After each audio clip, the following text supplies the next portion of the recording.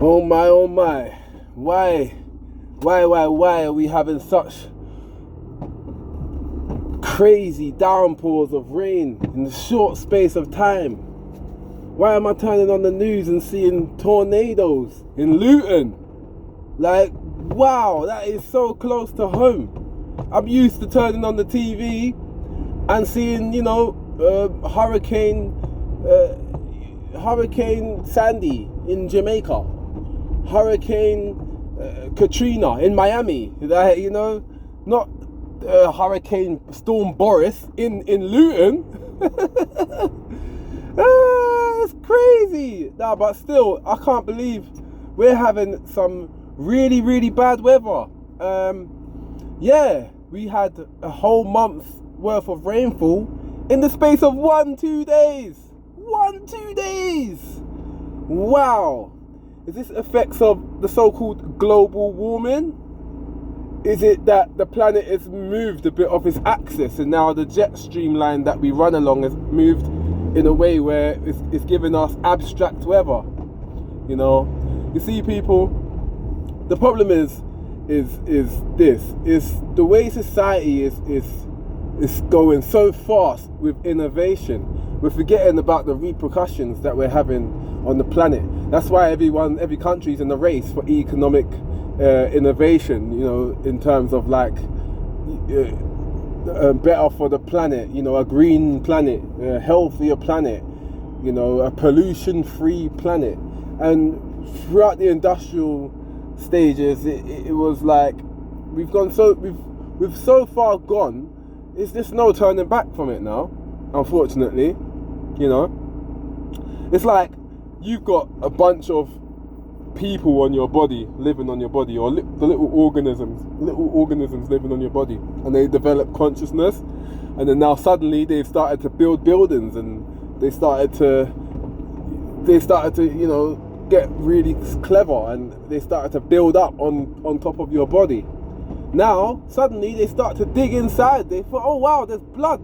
This blood can power these little machines, and we can drive around through the body on it. And oh wow, and now they start digging. Oh wow, look, we found white blood cells. These things, you know what I mean? Like, of course I'm gonna react as a organism, as a human organism. I will react if you start pulling blood out of my body, if you start pulling white blood cells out of me, if you start experimenting on and taking things out that's from inside of me. Of course I'm gonna react.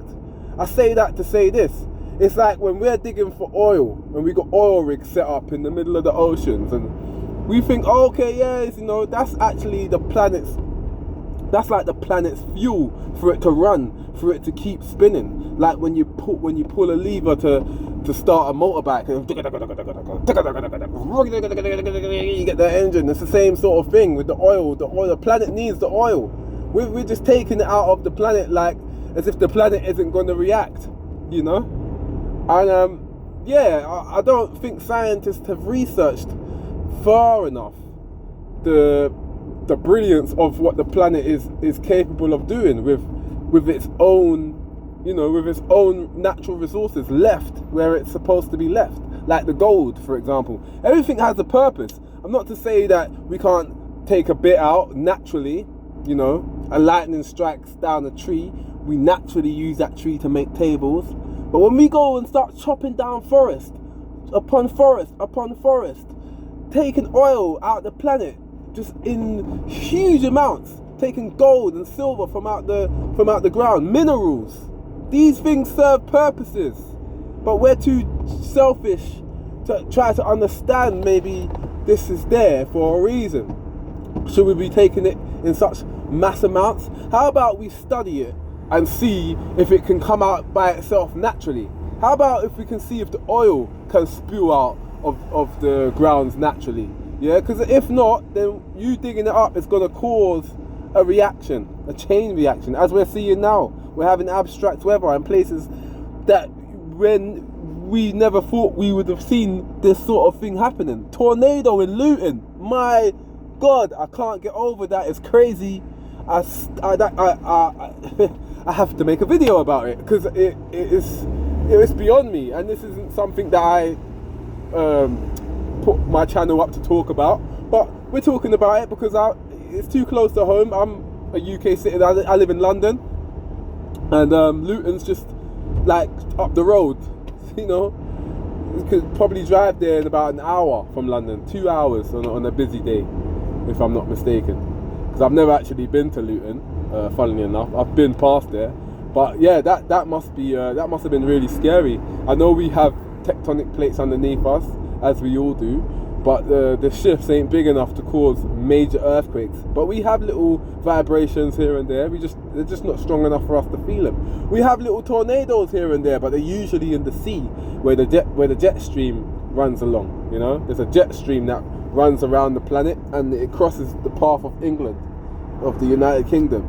And yeah, this is why England always has rainy weather, but the weather we're getting now is like times 10, you know. And I can see in the next 30 to 50 years, I can see half of England flooded, like, and not coming back too, like Westminster Bridge. Mark my words, you'll see a lot of the west, you know, Sussex and them sort of places will be flooded.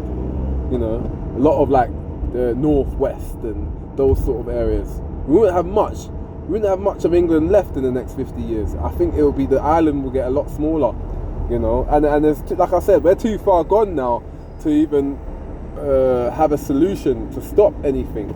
You know, there's nothing we can really do. You know, with the water levels rising as well, and we're at the top of the planet.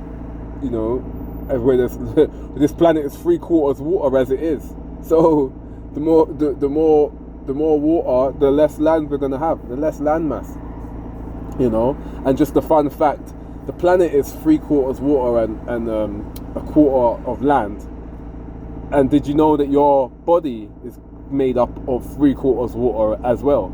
And, you know, 1/4 muscle and everything else, meat and so on and so forth. That's a fun fact. So we're basically the same. Like the planet is a living organism. A lot of people don't understand that. They just think that we're just in space still and we're going around the sun like this. No, it's actually a vortex. We're traveling through space. The sun is dragging all the other planets behind it, and we're traveling through space at a very fast pace, and all the planets are like a vortex. They're all doing this, you know. And because obviously we're going so fast, we can't feel it, you know. It's a bit like swinging something around. We swing it around so fast, after a while, whatever's on it, it will just be still. You know, it's physics. I don't know the exact scientific terms, but you get the gist what I'm trying to say. So yeah, it's really beyond me that we're having tornadoes, and just the fact that we've had a tornado in this country now, I think, yeah, we're going to start seeing a lot worse weather going forward. And I've been saying this for years. I've been saying it's going to get hotter. We're going to have a lot hotter summers. As a result, we're going to have a lot wetter winters, you know. And yeah, we just got to pray for snow.